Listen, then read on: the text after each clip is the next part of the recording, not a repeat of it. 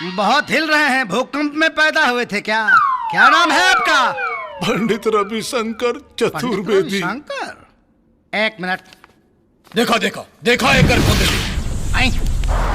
प्रभु, हाँ। ये तो पोंगा पंडित है। अरे बाप रे बाप, अपने परिवार को छोड़ छाड़ के ये मंदिर में पूजा नहीं करता था, ये लूटता खसोटता था और भोली भाली मासूम महिलाओं और औरतों को बच्चा पैदा करने के बहाने ये बहुत बुरा कर्म करता था। बमोर जंबा का हो रहल बा ए चित्रगुप्त, ई पृथ्वी लोक में अनर्थ। एकरा के ले जा, जितना ताड़ी बा एकरा उ सब नोचला, धीरे धीरे ताड़ी के एक एक बाल नोचला, साधु बन के घूमत रहे मृत्यु लोक में। ले जा एकरा के। क्षमा कर दी महाराज, ऐसा नाम क्षमा कर दी महाराज, अब ना करब कभी ना। अरे भूकंप के औलाद तो साधु नहीं सवादो है। चल, बहुत रास्ता में हमारे के तंग कर बैठ तू, अब तोर फैसला बाटे, चल जल्दी। पता ना क्या होई। चित्रगुप्त जी प्रभु। अगला के बा हो? पृथ्वी लोक से आया हुआ अगला मानव हाजिर हो। अब तंग के लगे फल मिली तोरा, आगे जाके सीधा लाइन में खड़ा हो जाओ, सीधा। हम का नाम है तुहार? शंकर। शंकर, नाम तो शंकर है, तनी काम देखिए इनके। देखा देखा प्रभु, घोर आश्चर्य। ओह, ये व्यक्ति कभी मंदिर नहीं गया, मंदिर की सीढ़ियों पर नहीं चढ़ा। हाँ, पूजा पाठ ना कैलेस, बाकी माई बाबू का सेवा खूब कैलेस, मनुष्यता का धर्म निभावलेस।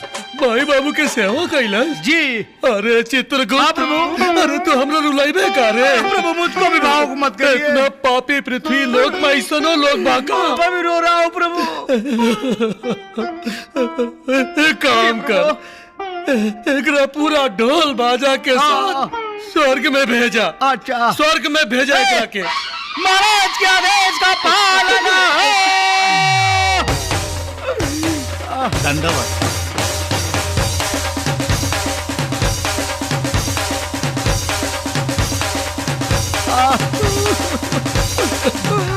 चुप हो जा चित्रगुप्त। जी प्रभु। अब दोसर के बा, बुलाओ ओकरा के। पृथ्वी लोक से आया हुआ अगला मानव हाजिर हो। हम ओह, बड़ा मासूम बच्चा है। बालक, का नाम है तुहार? रंगीला। रंगीला। रंग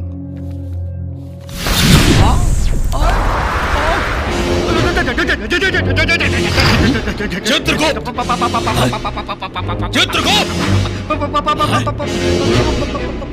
कौन है? प्रभु,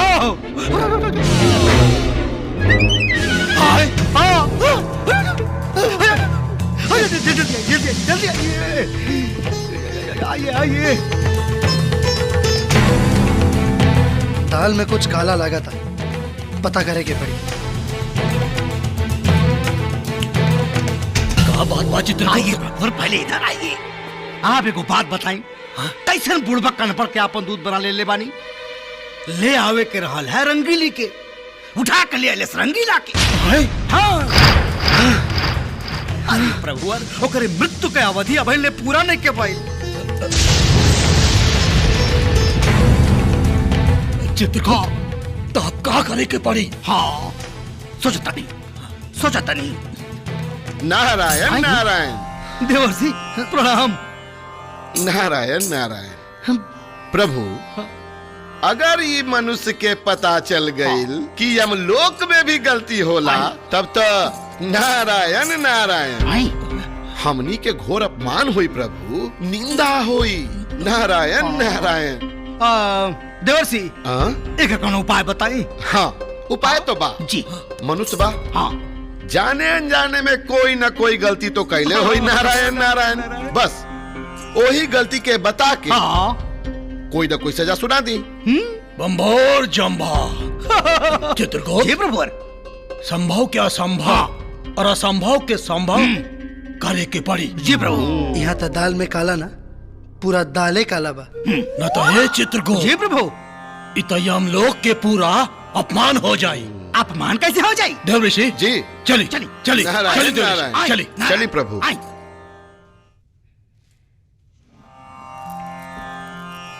नारायण नारायण।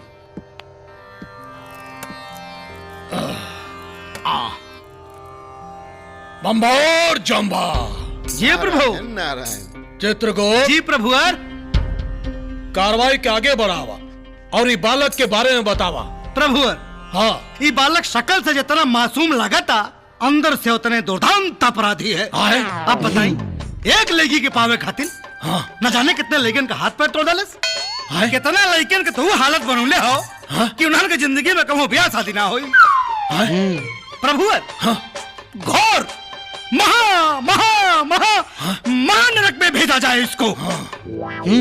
एकरा के तो बिल्कुल ना छोड़े के चाहिए। जी प्रभु। चित्रगुप्त जी। बुलावा यमदूत के और घसीट के एकरा के ले जाए। ले जा नरक में। अच्छा, मारते पीटते ले जाओ। ए, छोड़, जिंदगी भर नरक के स्वर्ग ले आते रहे बा। पीछे डा। बड़ा गुंडा टाइप लागत हो। यमराज जी, अगर हम साबित कर देनी कि प्यार खातिर दीवार तोड़ल गुनाह ना होला तो का करें? नारायण नारायण। तब यमराज महाराज फैसला बदल दी है। हाँ, नारायण नारायण। हाँ हाँ, अब बदल दे फैसला। हम बदल दे फैसला। हाँ। देवर्षि बुलाएं शिव जी के। आए वो कहे आए। ओम नमः शिवाय। ओम नमः शिवाय। महादेव। शंभु। नारायण नारायण। प्रणाम प्रभु। प्रभु जय हो। कल्याण हो देवर्षि। काहे खातिर यहाँ बुलेनी है? नारायण नारायण। प्रभु, ये बालक रउआ से कुछ प्रश्न करे के चाहता। हाँ पूछा बालक, का पूछे के चाहता रहो? बोला। हाँ हाँ। प्रभु, एगो बात बताई कि जब पार्वती माता जब नहात रही और वो गणेश जी के आज्ञा दिल रही द्वारे पर से अंदर केहू के मत आवे दिया, और रउआ वैजा पहुंचनी और गणेश जी रउआ के देख के द्वारे पे रोक दिलन, और रउआ फिर अपने बेटा गणेश जी के मुड़ी काट देनी, तो का हम पूछ सके नहीं काहे? ओ बालक, मामला जरा प्रेम और मिलन के रहे। हर हर महादेव। सेम मामला तो हमरो रहे। हमरो मामला तो प्रेम और मिलन के रहे। तो अगर हमरा के नरक भेजे के बाद तो हमरा से पहले प्रभु के नरक ले जाई, और हाँ, जब तक ले भगवान जी नरक ना जाइए तब तक हमहू नरक ना जाए। कौन है बालक? धरती का छठा हुआ बदमाश लग रहा है प्रभु। नारायण नारायण। प्रभु, ये बच्चा बा, दिमाग के थोड़ा कच्चा बा। रउआ जाई, हम एकरा समझा दे। रउआ जाई। ठीक बा प्रभु। प्रभु कल्याण हो। प्रणाम। बच्चा बा, सबका चच्चा बा। बम्बोर जम्बा। नारायण नारायण। देखी लोगन, हमारा दिमाग में हर भगवान की गलती के लिस्ट बा। अब रउआ लोग अगर ई इल्जाम लगाए कि धरती पर हमरा पीछे कई गो लड़की अपन जान छिड़कत रहे और सब के हम दिल तोड़ के केहू और के अपन दिल दे बैठनी, तब फिर बुलाई कृष्ण जी के। कई गो गोपियों के साथ रास लीला रचौला के बाद राधा जी के साथ ऐतिहासिक प्रेम कैला के बाद भी रुक्मणी से काहे बियाह कैलन? अगर हमरा के नरक भेजे के बाद तो हमरा से पहले उनकरा के नरक भेजा। और इंद्र भगवान के लीला तो जग जाहिर बा। कहल रही ना, हर भगवान के गलती के लिस्ट हमरा दिमाग में बा। ऐसा नाच नचाए कि ऐजा रंभा और संभा ना, आप लोग ताता थैया करत नजर आए। और हाँ, यमराज जी, रउआ के कैसे भुला सकता नहीं? रउओ गलती के लिस्ट हमरा दिमाग में बा। कहीं तो प्रभु आप भी। बम्बोर जम्बा। यम है हम। बिल्कुल है आप। यम है हम है यम। है आप। यम है हम। चित्रगुप्त। जी प्रभु। फिर आओ। प्रभु। नारायण। हाँ प्रभु। आज के सभा समाप्त। बिल्कुल प्रभु। यम है हम। आइए प्रभु। आगे से। नारायण चलो। नारायण। नहीं ले।